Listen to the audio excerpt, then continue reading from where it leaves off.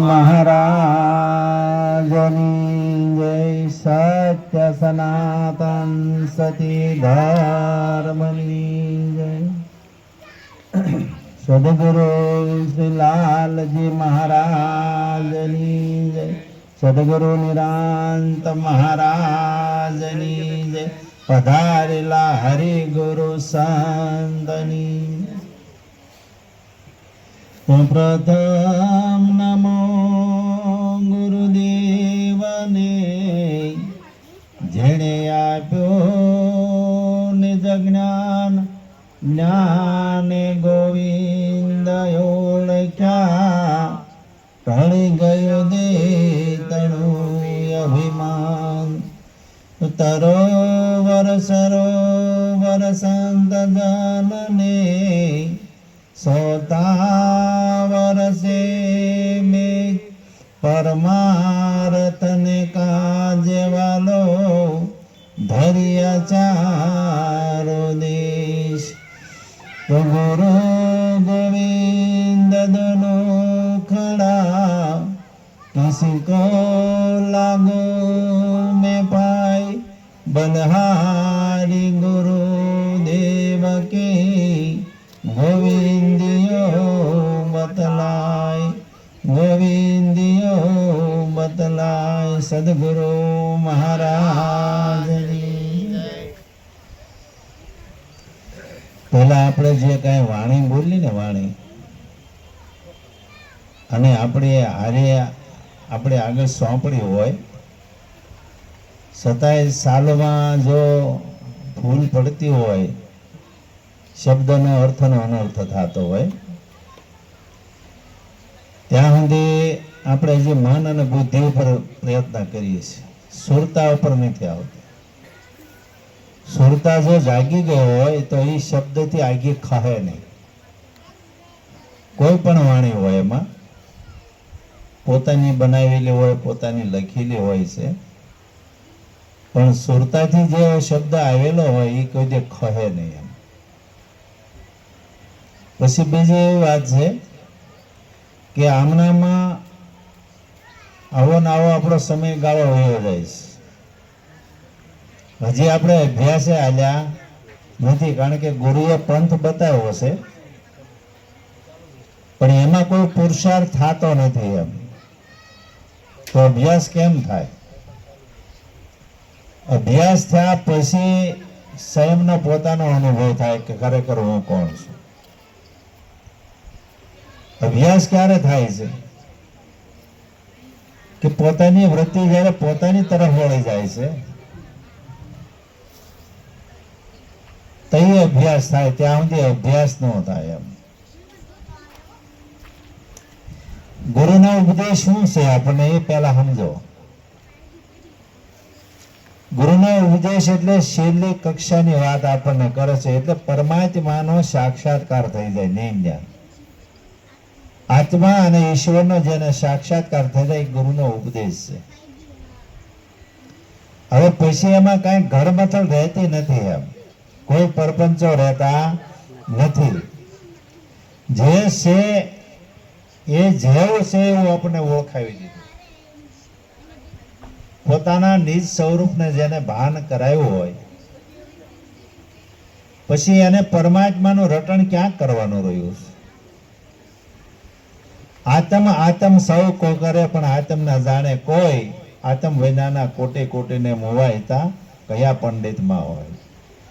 કે આત્મા હોય જગતે કર્યો ખરો એમ અને કરે છે, પણ ખરેખર આત્મા કેવો કોને? આ જગમાં જે બધા એવા જે બ્રાહ્મણ પંડિત હોય કથીને મોવાય એમ કીધું, કારણ કે શાસ્ત્રમાં જેટલા પીડ્યા છે પંડિત જ છે. આ દેહથી વેહથી બ્રાહ્મણ કહેવાય એવું નથી, પણ શાસ્ત્રમાં જેટલી કથણી કરે છે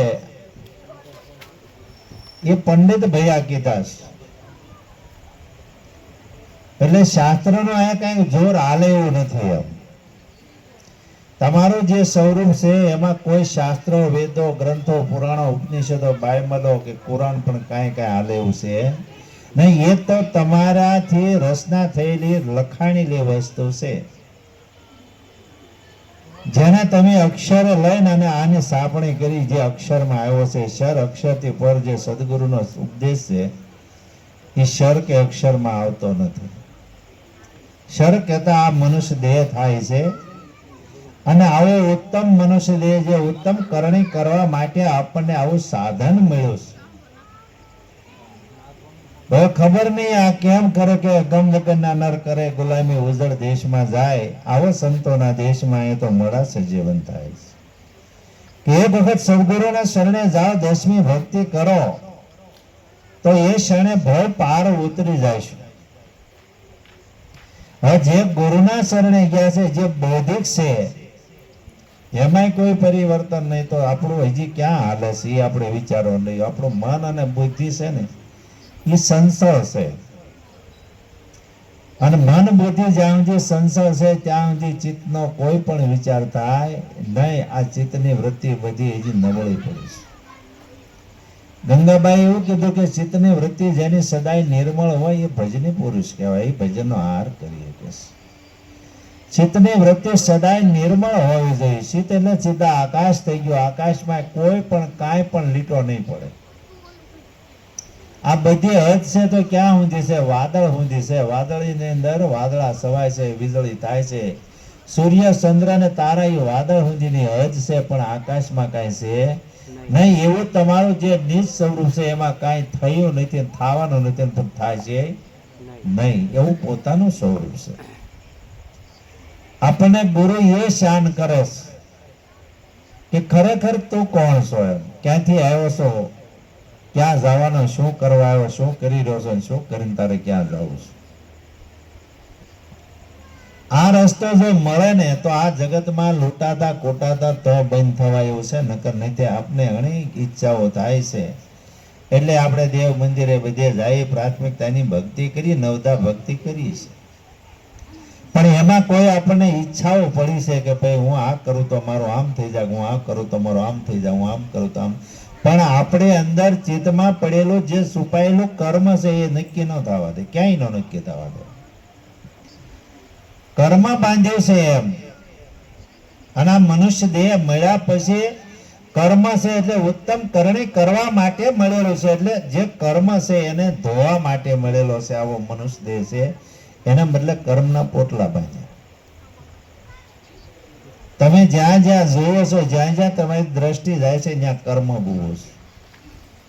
તમે સાંભળો છો તો કર્મ છે, બોલો તો કર્મ છે, હાલો ચાલો તો કર્મ છે, આ શ્વાસ લો તો કર્મ છે, કોઈ પણ લેતી દેતી કરો એમાં કર્મ છે. પણ કર્મ જોઈ વિચારીને કરો. આપણા ગ્રંથો એની શાખ પૂરે છે.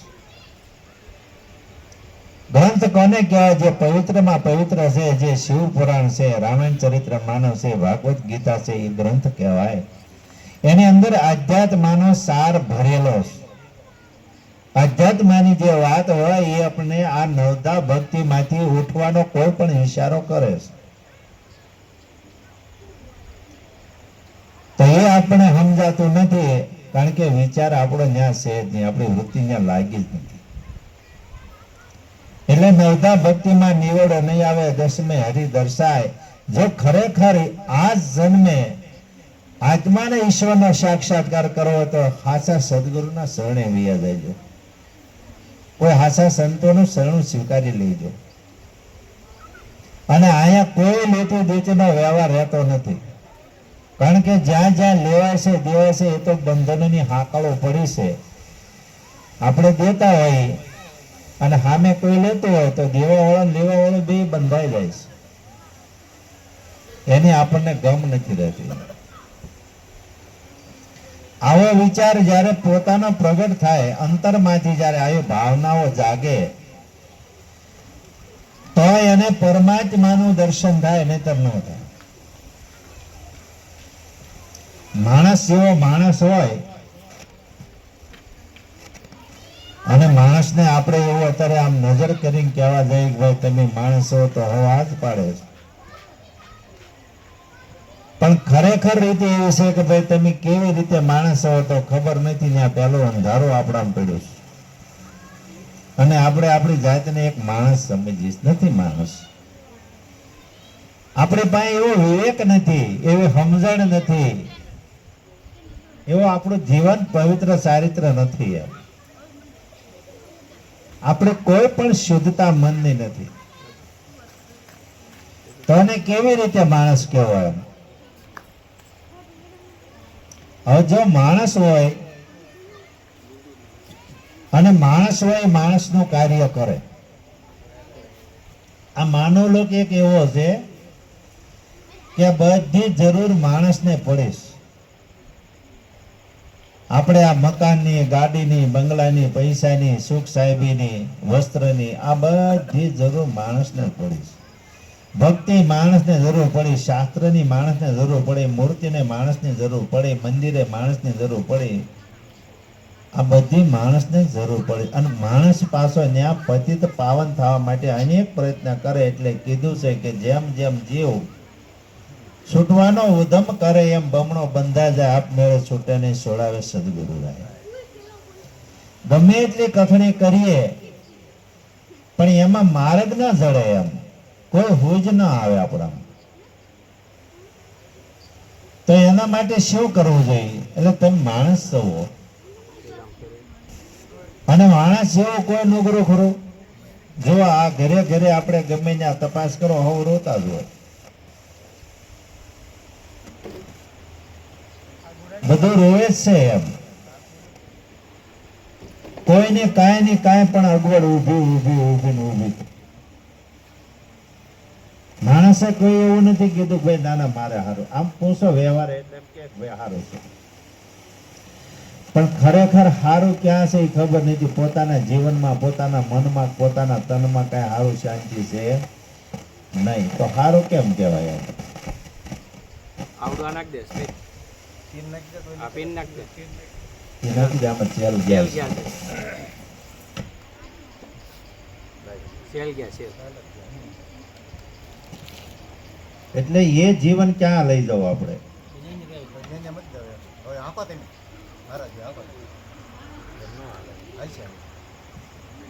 તો આ જીવન ક્યાં લઈ જવું કયો?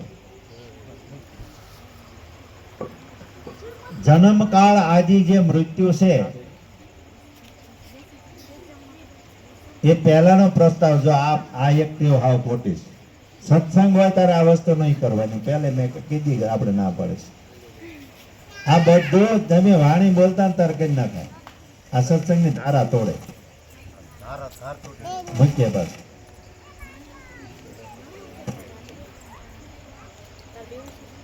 સમાગમ સંતનો સુખકારી લેવો, રામ નામ હૃદય કારી. લાવો એ લાવો.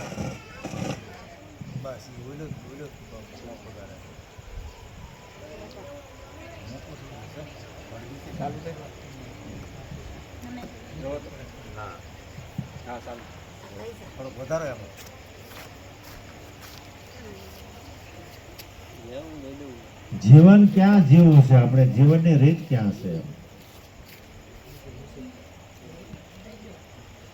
અનેક જન્મના જે કર્મ છે એમાંથી છૂટવા માટે આવો મનુષ્ય દેહ જો ધારણ કર્યો હોય તો એના બદલે આ તો બમણું બંધાય છે.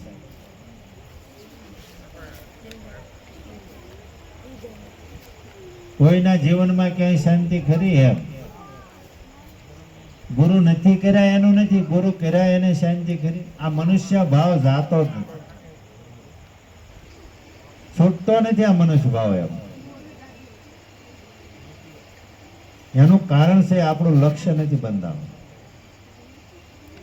જો લક્ષ્ય લાગે તો જીવનમાં પરિવર્તન આવે. આપણી સમજણ છે એમાં પરિવર્તન આવે. પછી ક્યાં સુધી આવું કરવું છે એમ એ વિચારાય છે. આપણે જે કાર્ય કરી રહ્યા છીએ ક્યાં સુધી કરશું એમ? અને વાયદો કોનો હાલે? વાયદો આપણે કોઈ લેતી દેતી કરી હોય તો એમાં કોઈનો વાયદો હાલે ને? પણ મૃત્યુનો મોતનો કોઈ દે વાયદો આવ્યો ખરો? બસ એવું રાખજો. મૃત્યુનો કોઈ વાયદો નથી એમ.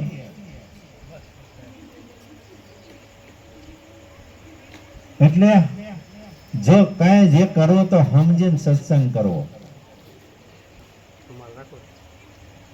સત્સંગ એટલે શું? રૂમાલ રાખો. સત્સંગ એટલે સંતનો સમાગમ. પડઘા પડે. સંતનો જેને સમાગમ થયો એને સતનો સંગ કહેવાય.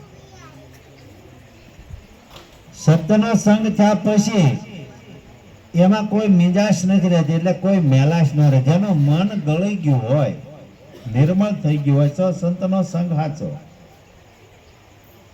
તમે ગુરુ કર્યા એનું શું પ્રમાણ છે? એમ ગુરુ તો કર્યા પણ એનું પ્રમાણ શું છે? તમારી રહેણી કણીમાં કઈ ફેર છે? તમારામાં પરિવર્તન છે? જીવનમાં કોઈ સુખ શાંતિ છે? જો આ ગુણ તમારામાં ન હોય તો તમે ગુરુ કર્યાનું પ્રમાણ શું? એમ હજી ધનની વાય દોડવાનું જ ને. સારું ધન છે એની પાછળ દોડશો, પણ એ ધન ભેગું કરીને જાવો જ ક્યાં? આ ક્યાં લઈ જાય? કોઈના હારે અરબોપતિયાના કોઈ પોટલા બાંધ્યા ખરા હારે? આપણે એમ કે રળવું જોઈને આપણથી નીચા માણસો બિચારા રોજ મજૂરી કરી ખાય છે, એ કોઈ ભૂખ્યા હોતા ખરા? કારે ભૂખ્યા હોતા હશે? એને એના પૂરતો મળી રહે, પક્ષીઓને એના પૂરતો મળી રહે છે, જાનવરોને એના પૂરતો મળી રહે છે, કૂતરાઓને એના પૂરતો મળે છે, જે પ્રાણીઓ છે એને એના પૂરતો મળી રહે છે. આ બનાવનારો એવો સર્જનહાર પરમાત્મા છે, કોઈનું ક્યાંય પણ ઋણ રહેવા દેતો નથી. હવે કર્મ આપણો પડેલો છે, જે પૂર્વનું કર્મ જે પડેલું છે એની ઉપર થર લાગી ગયા. પાપને પુણ્યના થર લાગ્યા છે. એ કદાચ તમે ગમે એટલા દૂધે ધોવો અને ગમે એટલો અભિષેક કરો, ચંદનથી કરો, તોય પણ કોઈ તે પાર આવે એવું નથી. કર્મ ધોવાનો એક જ રસ્તો છે કે સમજીને સદગુરુના શરણે વયા જાઓ. પાપ ને પુણ્ય સદગુરુ જે એના ગ્રહણ કરી લેતા હોય તો એનું કર્મ શુદ્ધ થાય, નહીતર કોઈ તે થાય નહીં. ગમે એટલી વિધિ કરો, ગમે એટલા હવન કરો, ગમે એવી કથાઓ કરો, એ પાપમાંથી મુક્ત થવા નહીં. કર્મનું બંધન છે ને છે. કૃષ્ણે અર્જુનને કીધું હતું કે હું કર્મ કરું છું, અને હું કર્મ કરું એટલે તારા ઘોડાની લગામ મેં પકડી છે, એ કર્મ જ છે. આમાં હું જોઈ રહ્યો છું ને, એ કર્મ છે. બોલું છું એ કર્મ છે, સાંભળ્યું એ કર્મ છે, અને કાર્ય તને બતાવો એ પણ કર્મ છે. જ્યાં જ્યાં આંગળી સીંધો એ કર્મ મને લાગે છે. મેં તને કીધું છે કે આને માર, તો મારો તો ત્યાં પૈસે, પણ મેં પેલું કર્મ વારી લીધું, અને આ કર્મ છે એ મારે ભોગવવું પડે, ભોગવવું પડે, ભોગવવું પડે. શું પરિણામ આવ્યું કયો? 18 દિવસનું યુદ્ધ થયું. હસ્તિનાપુરના યોદ્ધા બધા સાફ થઈ ગયા, પણ છેલ્લે ગાંધારી પાસે ગયા તો એને શ્રાપ આપ્યો, દ્વારકા ડૂબી કે ન ડૂબી. સારું એ થયું, પણ પછી એકલા જયારે વન વિચરણ કરવા માટે, એટલે શાંતિ લેવા માટે ધલકા તીરે ગયા, તો પરા નામના પારધીએ બાણ મારી અને શરીર વીંધીને અડધું શરીર બાળી દો. આ કર્મ કયું? આપણે જેને ભગવાન કહીએ છીએ, જેના મંદિરો જે છે, જેની આપણે પૂજા કરી છે, જેના શાસ્ત્રો રચાણા છે, એ આ કર્મમાં એને ઉતરવું પડ્યું. કારણ કે કર્મ કોઈ છોડે, કર્મ સ્વતંત્ર છે. કર્મ સંગાતી મારો રાણા મારો કોઈ છે નહીં. રામ પાસે કયું કર્મ હતું? તો એની પાસે જે કર્મ હતું એ ગુરુ પાસે ગયા, અને ગુરુએ કર્મ એનું બાળી દીધું, એનું કર્મ શુદ્ધ કરી નાખ્યું. પછી જે ભજન પંથે ચડ્યા, અભ્યાસ જેનો કર્યો, અનુભવ થયો, એટલે એ તપસ્વીની વેહે રહ્યા. આપણે અત્યારે શાસ્ત્રો ડારા દે કે ભાઈ કઈ કઈ વરદાન માંગ્યા, રામને વનવાસ આપ્યો, ભરતને ગાદી આપી. એમ હવે એવું કોઈ ભાગલા પાડે એવું કોઈ હતું નહીં. એમ ભરતને રાજ જોતું નહોતું, અને રામને રાજ કરવું નહોતું. ભરતને રાજ જોતું નહોતો, રામને રાજ કરવું નહોતું. રાજ કરવા જાય તો પકડાય. ભરતને ખબર હતી જો આ રાજ્ય હું લઈશ તો હું હલવાવાળો. આમાંથી કયે બહુ પાર ઉતરવું.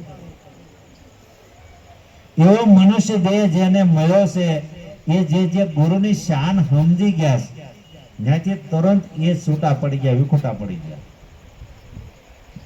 રામને ગુરુ વશિષ્ઠ મહારાજ મળ્યા એટલે તપસ્વીના વેહે રહ્યા. નવધા ભક્તિમાં નિવેડો ન આવ્યો, નવના ઓલા અક્ષર કરો એટલે વન થાય. તો રામ ક્યાં ગયા? વનમાં વનમાં જ ગયા કે નહીં? અને 14 વર્ષ ગયા. હવે આ 14 વર્ષનો કોઈ ભેદ જાણે છે ખરું? 14 વર્ષ કહેવાય કોને?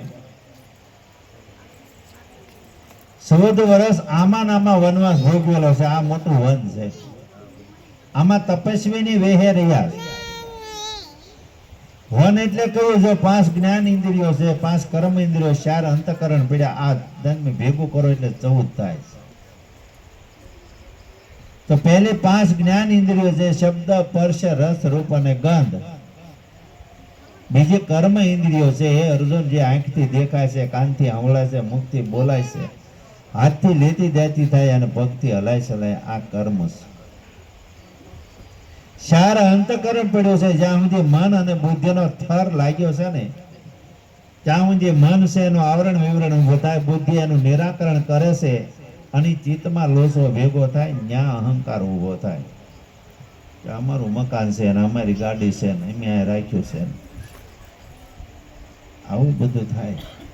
હવે માણસ છે એવો ઉત્તમ કોઈ છે નહીં. દેવથી દુર્લભ મનુષ્ય દેહ મળ્યો છે. તો જે દેવતાઓ આની સ્તુતિ કરતા હોય, 33 કોટી દેવતાઓ આમાં સ્તુતિ કરતા કે આવો જ્યારે મનુષ્ય દેહ ફરી પ્રાકટ્ય થાય તો અમે સદગુરુનું ભજન કરીને બહુ પાર ઉતરી જાય. હવે જેને મળ્યો અને ગુરુનો શબ્દ જે સમજ્યા એની નખરા છોડી દીધા. હરિશ્ચંદ્રએ કાંઈ પછી તપાસ કર્યું? કાંઈ કર્યું એને? પરીક્ષિત રાજાએ કાંઈ કર્યું ખરું? સુખદેવ જોશી મળ્યા, હરિશ્ચંદ્રને વિશ્વામિત્ર મળ્યા, ભરતરીને હસંદર મળ્યા. એટલે ગોરખ જ્યારે એને મળ્યા આને તેત કાળે એ સમયે રાજ છોડી દીધા. પછી એની પાછો વાળો નહીં જોયું. એમ જનક રાજાના રાજ છૂટી ગયા. શેઠ સંગાસન સંગાવતી જતી સતી હતા, રાજ છૂટી ગયું. એને ત્રિભુવન નાથના દર્શન પ્રગટ થયા. ત્રિલોકનો નાથ જે ત્રિભુવન નાથ છે એના પ્રગટ દર્શન થયા. શેમાં થયા? તો સર્વની સમાંતર માલપા થયા. કોઈ આમાં સંન્યાસી કે ભેખ પહેરી કે કોઈ આવ્યા નથી અને હજી એવો કોઈ ઇતિહાસ નથી બન્યો કે કોઈ મંદિરમાંથી માતાજીએ ભગવાને કે આમ કે આમ પરસો દીધો ને એમાં સાક્ષાત્કાર સાકાર સ્વરૂપે પ્રગટ થયા એવું બન્યું નથી. આ મનુષ્ય દેહ છે એ પંચભૂતનું શરીર છે. આમાં 5 ભૂતો ભેગા થયા છે. આકાશ, વાયુ, જળ અને પૃથ્વી, આ એક બંધનો આ વિસ્તાર થયો છે. એમાંથી આ પિંડ બન્યો છે. આ પિંડનો જે આ શરીર થયું છે એમાંથી હવે અહીંયા ક્યાં તમારે પાર ઉતરવું એ વિચાર કરો તમે. આવો મનુષ્ય દેહ એટલે સ્વતંત્ર છે. તમે જે કરો એ થઈ શકે એમ. આમાંથી જેવું થવું એવું થવાય. આ એક જ એવો છે મનુષ્ય કે આમાંથી જે થવું હોય થઈ શકાય. જન્મથી કાંઈ કોઈને હોય છે, કોઈને સાપ લાગેલી હોય છે કે ભાઈ ડોક્ટર થાય, વકીલ થાય, કે એન્જિનિયર થાય, પાયલોટ થાય, કોઈ મેજિસ્ટર થાય એવું. પણ એનામાં જે ચતુરાઈ જે છે, એનામાં જે ચેતનતા પડી છે, એનામાં જે વિવેક છે એ વિવેક કાર્યથી જો કરે અને ભણી ગણી જેના ગુણ મેળવે તો એ સફળતા એ વસ્તુ હાંસલ કરે, નોકરી મેળવે છે. હવે એનાથી આ આખા દેશનું અર્થતંત્ર હાલે છે કે નહીં ચાલતું? હાલે છે. આખા દેશનું અર્થતંત્ર એની ઉપર હાલે. આમાં જ્ઞાન અને વિજ્ઞાન બે ઊભું થયું. આ કરનારો માણસ કે કોઈ બીજો કોઈ? તો આ માણસને આવો મનુષ્ય દેહ મળ્યો. એમાંથી કોઈ ભગત થાય, કોઈ સાધુ થાય, કોઈ સંન્યાસી થાય, કોઈ યોગી થાય, કોઈ ઋષિ થાય, કોઈ તપસ્વી થાય. પણ યોગી પુરુષ તો કોક થાય. અને યોગી પુરુષ થાય ને એ એના પોતાના પંથે સડી ગયો, એને અનુભવી પુરુષ કહેવાય. જે સંયમનો અનુભવ થઈ ગયો હોય. એટલે આપણે નિરાંત બાપુએ કીધું પોતે પોતાનો કરવો વિચાર નિરખ નિજ નામનો. એક નામનો આ જે મહિમા છે, નામનો આ વ્યવહાર છે, અને નામના આધારે અનેક સંતો તરી ગયા એમ. એનો ઇતિહાસ સાક્ષી પૂરે. આ મારી કોઈ ખીચાની વાત નથી, પણ ઇતિહાસ એનું સાક્ષી પૂરે છે કે અનેક સંતો આમાં તરી ગયા છે, અહીંથી બહુ પાર ઉતરી ગયા છે, અને એને જીવતા 84 સુધી કે ભર્યા કેડે શું થાય ગયો. સંતોને આ શાખ હુકામ કરવું પડી છે, આપણને કહેવું પડ્યું છે, સંદેશો સત લોકનો આપ્યો છે, અને એમાંય આપણને ઠપકો દીધો, મીઠો ઠપકો દીધો. પશુમાંથી મનુષ્ય કીધો, પશુમાંથી મનુષ્ય કીધો, 84 થી ઉગારી લીધો, 84 થી ઉગારી લીધો. લીધો. ગુરુએ ખોલી દીધો રે, ગુરુ મારા ઘેરે આવ્યા. ગુરુએ ખોળી દીધો રે, ગુરુ મારા ઘેરે આવ્યા. આવ્યા જાગ્યા ભાગ્ય મારા રે, ગુરુ મારા ઘેરે આવ્યા. જાગ્યા ભાગ્ય મારા રે, ગુરુ મારા ઘેરે આવ્યા. આવ્યા સમથયો નાનું મોટું, સમ થયો નાનું મોટું, ઊંચ નીચ નવ માનું. ઊંચ નીચ નવ માનું. ઉગ્યો જ્ઞાન ભાનો રે, ગુરુ મારા ઘેરે આવ્યા. ઉગ્યો જ્ઞાન ભાનુ રે, ગુરુ મારા ઘેરે આવ્યા. જાગ્યા ભાગ્ય મારા રે, ગુરુ મારા ઘેરે આવ્યા. જાગ્યા ભાગ્ય મારા રે, ગુરુ મારા ઘેરે આવ્યા. કાયરપણું જીવનું, આ જીવની કાયરતા કેટલી તમે જોવો તો ખરા. આપણે જે પકડાઈ ગયો છે એ કબૂલ કરી લીધું એમ કે અમારા ભાગ્યમાં જ નથી એમ કાંઈ. હું કહે કે અમે બહુ મહેનત કરી થાક્યા, પણ અમારા ભાગ્યમાં કાંઈ છે નહીં. પણ આપણી નિયતમાં તપાસ કર્યો નહીં. જો નિયતમાં તપાસ કર્યો હોય તો તમને કોઈ બીજી અપેક્ષા ન હોય, અને જે 3 ટક રોટલા ખાય અને આનંદ કરતા હોય તો એમાં સફળતા પડીશ. ગમે એ કામ કરો એમાં સફળતા છે, ભક્તિમાં સફળતા, ભજનમાં સફળતા, વેપાર ધંધામાં પણ સફળતા મળે ને મળે. કેમ કે આપણી નિયત થઈ ગઈ છે, આપણા મનના વિચારો શુદ્ધ થઈ ગયા છે. બુદ્ધિ પ્રજ્ઞ જેની થઈ ગઈ હોય એને કોઈ અપેક્ષા ન હોય. માણસ હોવા છતાં આને પશુ કેમ કીધો એમ? પશુ માંથી મનુષ્ય કીધો, 84 થી ઉગારી લીધો. માણસ જેવો માણસ છે પણ પશુની સમાન છે એમ. પશુને કોઈ દે કોઈને કહેવું ન પડ્યું કાંઈ. આપણા આંગણે કોઈ ફાલતુ પ્રાણી બાંધ્યા હોય, પશુ હોય, ગાય હોય, ભેંસ હોય, બળદ હોય, એને કહેવું ન પડ્યું તું ગાય થા કે ભેંસ થા, કે બળદને ન કહેવું પડે બળદ થા. આ કૂતરાઓ રખડે ન કહેવું પડે તું કૂતરું થાય એમ. ઉકળામાં રખડતા ગધાડા ન કહેવું પડ્યું તું ગધાડો થાય. એક માણસને એવું કેમ કહેવું પડ્યું તું માણસ થાય? આપણે આમાં ને આમાં હોય, એક આજુબાજુમાં આમાં એમ કોઈ આડોશી બાંધતા ઝઘડતા હોય તો વચ્ચે કોઈ પડે એટલે એમ કે ભાઈ હું તું વારે પછી એક ભાઈ ને એક લઈને કે ભાઈ તું માણસ થા, નહીં સમજે તો આ બી માણસ નહોતા. આને કેવું કેમ પડ્યું તું માણસ થાય એમ? જો આનામાં માનવતા નહોતી. શું નહોતું? માનવતા ખોઈ નાખી. એટલે માણસ હોવા છતાં માણસ કહેવાનો નહીં. હારો આપણે જે કાંઈ કરીએ છીએ એ કોના માટે કરીએ છીએ એ કયો? તો આપણે એવું કહીએ કે ભાઈ અમારા છોકરા છે, છોકરા હાટો કામ કરીએ છીએ, અને છોકરા પછી મોટા થાય પછી અમને નિવૃત્તિ મળે ને પછી ભજન કરજો. કોઈ કરવા બેઠો કરો? કોઈ કર્યું હોત કહેજો. એટલે જગતનો વ્યવહાર જ એ જાતનો છે એમ. અને આપણે જગતમાં ભળી ગયા છીએ. એટલે કોઈ દિવસ કાંઈ નહીં થાય. એક સમજો, કોઈના ઘરે ક્યાંય પણ મરણ થયું હોય, નાનું મોટું હોય મરણ, તો જેના ઘરે ખોટ પડી એ બિચારા રોતા હોય છે, બરોબર છે. એને હારે આવીને બધા પોક મૂકે, બધા રોતા હોય, મોટો ગીકીરો કરતા હોય. હવે હાવ હાસુ છે, તમારા ઈષ્ટદેવને કોઈ માતાજીને માનતો જેને હોય, તમારી છાતી ઉપર હાથ રાખીને એક વખત એમ બોલજો, કોઈ હાસુ રોતો હોય છે ખરો? એના ઘર સિવાય કોઈ હાસુ રોતું હોય છે ખરું? આ દુનિયાનું ડીંડવાણું છે આખું. અને પછી પાછા એમ કે એ તો કરવું જ પડે ને, હું તાર કરવું પડે?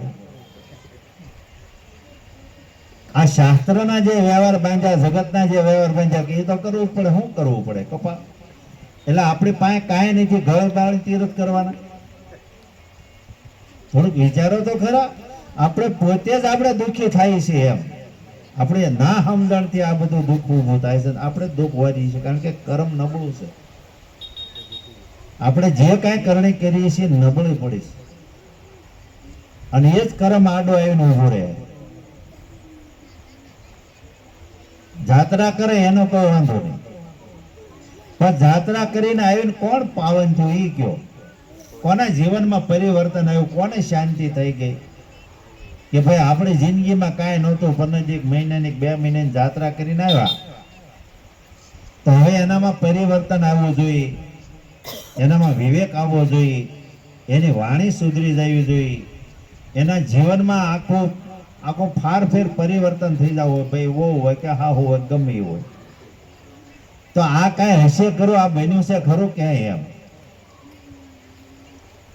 ઘરે આવે એટલે ઈ ને, અને બહાર તો વગર કીધે સીધું થવું પડે, કારણ કે અહીંથી તેમ જાવ એટલે બધો અજાણ્યો દેશ છે. ત્યાં હમા ન હાલે કોઈ મુંડા ન નાખે, સીધું જ રહેવું પડે ને. બીજો અહીંયા આપણે જે ખાઈ પીએ એવું જ્યાં કઈ છે ને, એટલે શરીરથી દુર્બળ પડી જાય. પેલા એક તો દંડ પડે, શરીરનો દંડ પડે એટલે શરીર દુર્બળ, બીજો ડામ પડે, ખિસ્સામાંથી બધું નાણું વયું જાય. છતાંય સ્વભાવ ન બદલે, એનું મન છે નિર્મળ ન થાય.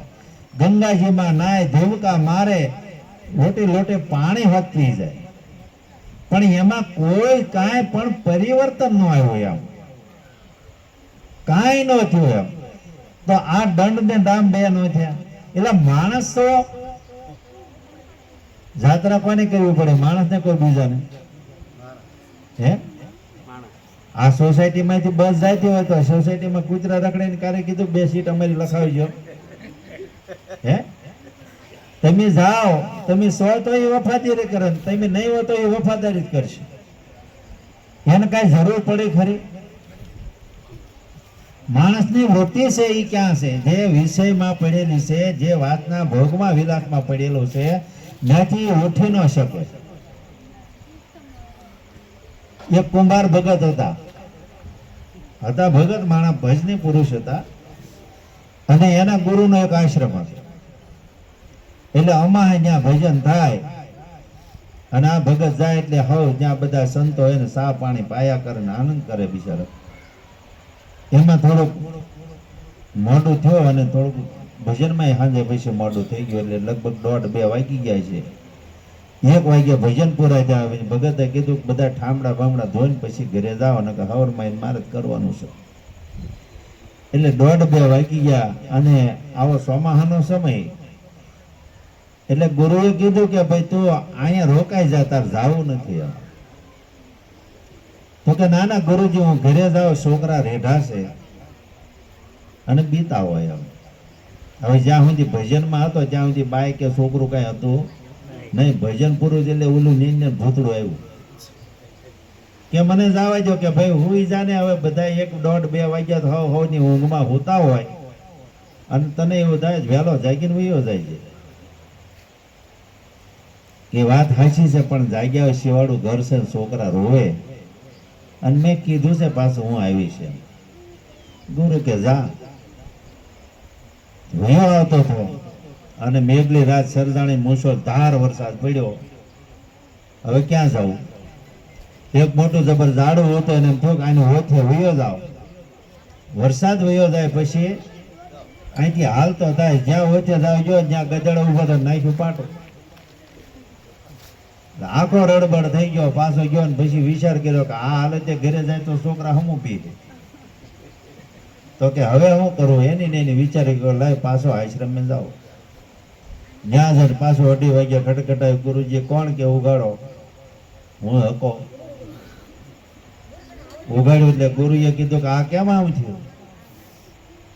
કે ગુરુજી વરસાદ બહુ આવ્યો. કે કાંઈ વાંધો નહીં, હાલે ધોતી હોય તો પેલા નાહી ધોઈને અને કોરું કરી નાખ. નાહી ધોઈને કમ્પ્લીટ કોરું કર્યું. પછી કીધું ગુરુજી સા બનાવ કે બનાય. સા બનાવી અને ગુરુ અને શેલો બી હામા હામી પીતા હતા. પછી ગુરુએ કીધું કે તને આ થયું હું? તો કે કાંઈ નહીં, વરસાદ બહુ આવ્યો હતો અને મોટું ઝાડવું હતું, મને એમ થયું ઘડીક હેઠે વયો જાવ તો વરસાદ રહી જાય, પછી ઘરે જાય છે એમ. પણ ગધેડો ત્યાં ઉભેલો, મેં કાંઈ ભાળ્યો નહીં, મને ગધેડાએ પાટું માર્યું એટલે હું પડી ગયો, રાબડીમાં હોઈ ગયો. જો આ હાલતે જાવ તો છોકરા વધારે પીવે. એટલે ગુરુએ કીધું સાલા ગધે કે માનતા હે, ગુરુ કે નહીં માનતા. ગધે કે માનતા હે, ગુરુ કે નહીં માનતા. ગધો એટલે આપણું મન, આપણા મનના કયામ દોડીએ છીએ એમ. પણ સદગુરુના શબ્દો પર વિચાર આવશે નહીં, કારે નહીં આવે. આવે ને તો એના જીવનમાં કંઈક ધન્યવાદ આવે, કંઈક મોટું પરિવર્તન આવે. પણ નહીં સમજાય એમ. દ્રષ્ટાંત છે પણ સમજવા જેવું છે એમ. એટલે મન છે ને, મન ઉપર જે દોડે છે એના જીવનમાં ક્યાંય સુખ નથી. ભલે મોટી યાત્રા કરી નાખે તો હું, ગમે એવા તીર્થ કરી નાખે, મોટા યજ્ઞ કરી નાખે તો હું છે, પણ શાંતિ છે નહીં, ક્યાંય નથી. સંતોએ બહુ એમાં હાથો એની મારે જોડીને કીધું છે. મન ઘોડા તન રે સવાર, સંતો ભાઈ મન ઘોડાને તનય સવાર. આવા મનના રે ઘોડે રે સંતો નવ બેસીએ હોજી. ઝીલા બંસી બાંધો રે હથિયાર, સંતો ભાઈ શીલા બંસી બાંધો રે હથિયાર. મહિલા રે કલિંગા સાથે યુદ્ધ લડો જી. હું કીધું મહિલા કલિંગા સાથે યુદ્ધ લડો. આમાં માલપાક મોટો કામ પડ્યો છે. એ કામને વશ કરવા માટે ભક્તિના પંથે ચડવું પડે. અને એ ભક્તિનો પંથ ગુરુ માર્ગ બતાવે ત્યાં સુધી કોઈથી આંટી ઉપલી નથી. કૃષ્ણને જ્યાં સુધી ઋષિ દુર્વાસા નહોતા મળ્યા ત્યાં સુધી જે કાંઈ કરતા, મટકા ફોડતા, રંજાડતા, બધું કરતા હતા. પણ હાસા જ્યારે ગુરુનો સંગ થયો ને પછી ભક્તિના પંથે ચડી ગયા. અને એનું જે કાર્ય હતું એ કાર્ય આ અવધિ ઉપર રહ્યા છે. 125 વર્ષ જીવન જીવ્યા છે અને પોતાનું કાર્ય કરીને નીકળી ગયા છે. હવે ગયા પછી એના કોઈ સમાચાર ખરા? કયો ક્યાંય કોઈને મળ્યા હશે ખરા ભાઈ? આ બધી ઉપાધિ માણસ કે ભાઈ ભગવાન મળ્યા, કોઈએ દર્શન દીધા, કોઈ કે માતાજીએ દર્શન દીધા, કોઈ કે રામાપીર આવ્યા છે. એટલે આવીને ક્યાં સુધી આવ્યા? આ કાયા ખોટી મનથી તનથી ધ્રુજે છે, એમાં કાંઈ છે નહીં. કોઈ દેવનો પલ્લો નહીં. દેવ તો પ્રગટ આમાં બોલે, એ પરમાત્મા પોતે છે. એ રામો રાવળ રેવળે છે અને એ જ રામચંદ્ર ધનુષધારી છે, એ જ કૃષ્ણ ચક્રધારી છે અને એ જ શિવ જટાધારી છે. આ બધા એક એના રૂપ છે, એના સ્વરૂપ છે. પણ પરમાત્મા આત્મા રૂપી એક છે, બીજો છે નહીં. એ અખંડ અજર ને અવિનાશી છે. એનો કોઈ દે અંત નથી, ક્યારેય અંત નથી. એવો શુભાશુભ જે કર્મ જો આપણું પોતાનું થતું હોય તો આવો મનુષ્ય દેહ આ ઉત્તમ કરણી માટે મળ્યો છે. તો શુભાશુભ કર્મ કરવું હોય તો કરાય, બીજું કરાય નહીં. દુઃખી આપણે થાય છે. સારું, આપણે ક્યાંયથી બધા અહીંયા ભેગા થયા છીએ.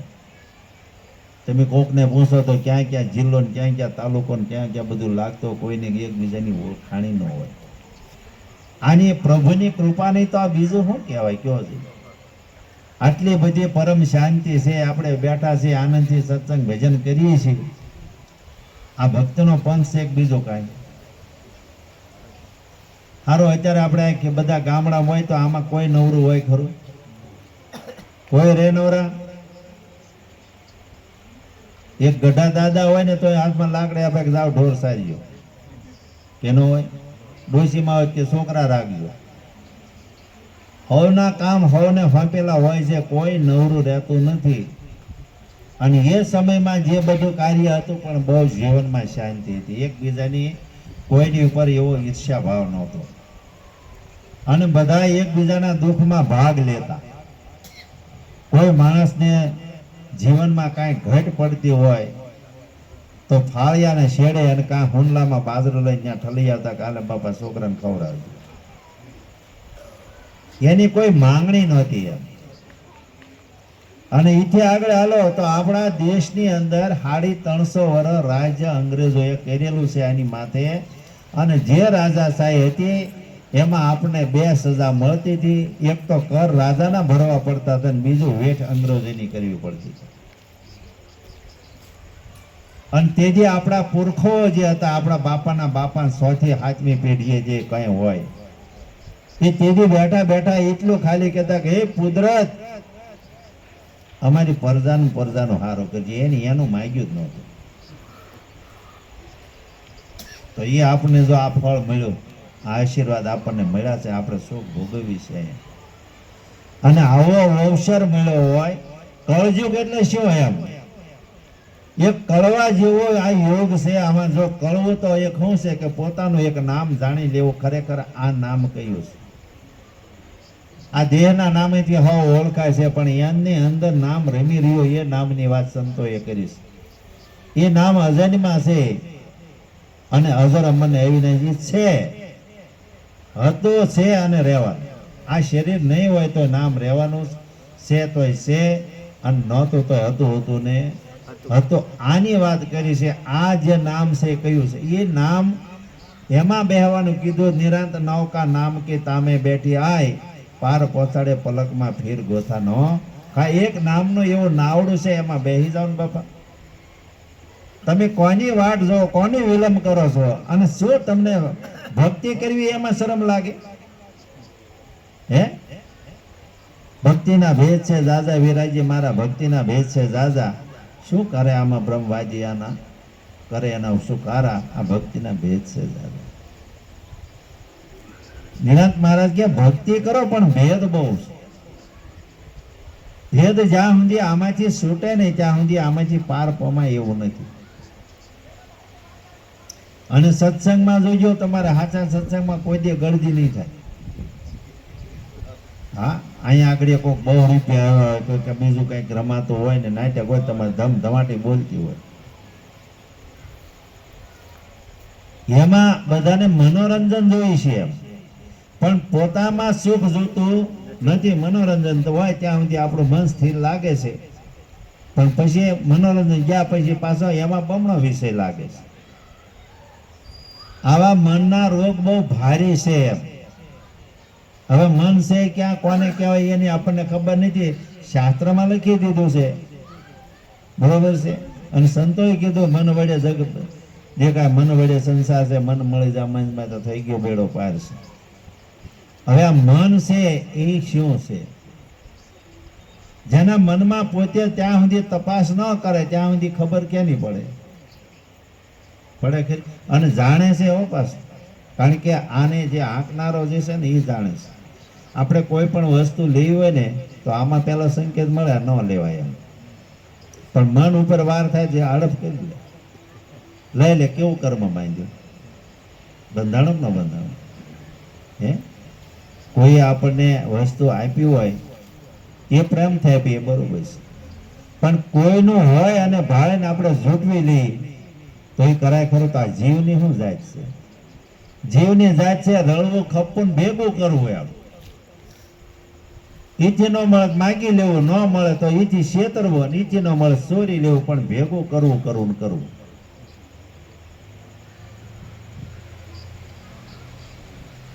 એટલે આમાંથી તો હવે બહાર નીકળો. તમે સ્વતંત્ર છો, તમે માણસ છો. અને આમાંથી કોઈ મર્યું તો માણસ મરે એટલે બધું થાય. આપણે કાર જ કરીએ, આ કરીએ, બધા ભેગા થાય. પશુ પક્ષીમાં કોઈ પણ હોય તો એને ગમે ઢવળી નાખ્યા કે જાવ આ વાસ મારશે, પણ એ કરતા આ બદબુ મારે, આ એવી બદબુ મારે છે.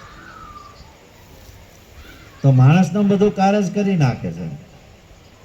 આ બધી વિધિ કરે પાર ઉતરવા માટે, બધું કરે. હવે એમાં જે કાંઈ આપણને કહે તો શાસ્ત્રના આધારે કે તો એ કાંઈ બનશે ખરું? એમ આપણને શાસ્ત્ર એવું કે ભાઈ તમારું જે કોઈ મરણ થઈ ગયું હોય, બેન્યુમાં હોય અને કોઈ પુરુષમાં હોય તો 12મો હોય ત્યાં સુધી નેવે બેઠો, 9મો હોય ત્યાં સુધી નેવે બેઠો હોય. વેદ એની શાક પુરુષ પાછા વેદ એમ કે છે કે આ જીવ છે, આ ગુણ છે ને આનો લય થતો અને સામે ગુણનું સર્જન થતો એમાં 4 ઘડી લાગે, 5મી ઘડી લાગતી નથી. આશા વાસા સુરતા મુકામ, જ્યાં જ્યાં જ્યારે છેલ્લે મનની વૃત્તિ રહી ગઈ જેની વાસા ત્યાં ભરાવાનો, આ એ જગ્યા પૂરવાઈ જવાનો છે. અને કરોડો જન્મ લે ત્યાં સુધી એનો પાર ન આવે. એક નહીં કરોડો જન્મ હોય. આવો મનુષ્ય દેહ મળ્યો છે, અહીંયા પામવા માટે કરોડો જન્મ ધારણ કરવા પડે. એટલે 7 સમુદ્ર જેટલું માતાનું ધાવણ ધાવી જાય તો પાર નથી આવતો.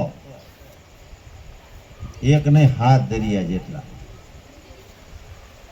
અને વેદ એમાં શાક પૂરી ગયા. તમે જો આપણા ગ્રંથો એમાં એ કહે છે, એનો પુરાવો છે. એક વખત જે જન્મ દે છે અને જન્મ લે છે, એ જન્મ દેનારી જન્મ લેનારાને એક હારી 1000 વીસી ડંક મારે ને એટલી વેદના થાય છે. એક વીસી જેને કઈડ્યો હોય ને ખબર હોય એની વેદના કેવી હોય, પણ એક હારે 1000 વીસી ડંક મારે તોય આ મન છે ને ઠોર છે, એમાં જ વળી પાછું એ પીડા ની બધું ભૂલી જાય અને વળી પાછું નીંદ લાગી જાય, વસા વિશે ભોગમાં પાછું સડી જાય. એનું કોઈ પરિવર્તન ખરું? એટલે માણસને કહેવું પડ્યું કે મેલામાં મેલો નુગરો એથી મેલા લોભ એથી મેલા અમે દંપતિ અમને મોવે ન પામે મોક્ષ. અરે ભાઈ, માણસને મોક્ષ જોતો હોય તો કઈ એમ રેડો થોડો પડ્યો બજારમાં. એના માટે માણસનો પાત્ર બનવું પડે. કોનાનું પાત્ર બનવું પડે? સંતોની વાણી સિંહણના દૂધ જેવી છે. એની માટે જો પાત્ર હોય તો ટકે. અને આ છે ને તાંબા પિત્તળ ને કહાના વાસણમાં રહે નહીં. એટલે કાસો પોસો ભક્તિ કરતો એનું કામ છે નહીં. ભક્તિ તો સુરવીરોની થાય. ભક્તિનો માર્ગ છે સુરાનો નહીં કાયરનો કામ. પ્રથમ પહેલા મસ્તક મૂકી વર્તી લેવું નામ. જે તન મન ધન અને શિષ્યને જે કુરબાની કરી શકતો હોય એવો મરજીવો જે થાય અને ન્યા ગુરુની 10મી ભક્તિ ત્યાં પોતાનો દેશ દેખાડી દે, ત્યાં સ્વયં પરમાત્માનું એને દર્શન થઈ જાય છે. પછી એને કાંઈ કરવું પડતું નથી. આત્મા અને ઈશ્વરનો સાક્ષાત્કાર ન થાય ત્યાં સુધી આ મન અને જે છે જીવ અને ઈશ્વરનો ઝઘડો માટે નહીં. આ ઝઘડો શાનો છે? તો જીવ અને ઈશ્વરનો ઝઘડો છે, એથી બીજો કઈ છે નહીં. એવો કયો પરમાત્માનો રૂપ છે? એમ જે બ્રહ્મ છે. એમ બ્રહ્મ દેખીને બ્રહ્મરૂપ થવાય, જેનું જીવન ધન્ય બની જાય છે. એવો જે સંગ જેનો થતો હોય, એવા સંતોનો સંગ થતો હોય તો સત્ય કહેવાય. નહીતર આમાં તો આ બધું સાંભળવાનું છે ને, એ વિષય છોડી દીજો. પેલા સમજવાનો પ્રયત્ન કરજો. સાંભળવાનું ક્યાં સુધી છે કે જ્યાં સુધી હજી આપણને ગુરુ ભેટ્યા નથી ને ત્યાં સુધી સાંભળવાનો વિષય છે. જો હાસા ગુરુનો પંજો પડી ગયો એક વખત માથે તો પછી એના જીવનમાં કાંઈક પરિવર્તન આવે, એ સમજવાના સંખ્યા ચડે. સમજવું એટલે એનામાં પહેલો વિવેક આવે. અને વિવેક વગરનું જીવન હાવ નોગરું છે, હરાયા ઢોર જેવું છે. જ્ઞાને પણ નોગરું સંતોએ કીધું છે. વિવેક વગરનું વાંદણી બાઈ હોય, વાંદણી સ્ત્રી એના ઘરે એને હોય, એને સપનું આવે કે મારે પુત્ર નથી મારી પાસે, તો એને સપનું હતું એ સત્ય હતું અને જાગતી હતી તો સત્ય, કારણ કે એને દીકરો જ નહોતો. અને સપનું પાછું એવું આવ્યું કે મારી પાસે પુત્ર નથી. એમ તો વસાય હું એક ભાસ થયો ને કે મારે દીકરો નથી, અને એને જાગીને કીધું કે હું વાંદણી છું. તા તો છે ને, પણ એ કોણ છે? જેની બુદ્ધિ વાંદણી છે, જેની સુરતા ભટકે છે જ્યાં ત્યાં. હજી સુરતા કુંવારી છે, પરણે શબ્દ ને સુરતા નાર સ્વયંભર ગુરુના દેશમાં. એક વખત આપણી સુરતા છે એ જો જાગી જાય, સદગુરુ એને જગાડે તો એ સત્ય કહેવાય. સુતો રે જગાડ્યો ગુરુએ, દેશ રે દેખાડ્યો ને, અલગ પુરુષ ઓળખાયો રે. ડૂબતા રે મારા ગુરુએ બસાવ્યો ને, જમણાના હાથેથી સડાવ્યો રે. ધન્ય ગુરુ દેવા મારા, ધન્ય ગુરુ દાતા, હે જ મારા ગુરુજીએ શબ્દ સુણાવ્યો રે. આવો જે મહિમા છે, સુતો રે જગાડ્યો ગુરુએ દેશ દેખાડ્યો ને અલગ પુરુષ ઓળખાયો, એટલે કોઈ લખવામાં ન આવે. જોવા જાવ તો જોવામાં આવે નહીં, પણ પ્રગટ પુરુષની ઓળખાણ કરાવે.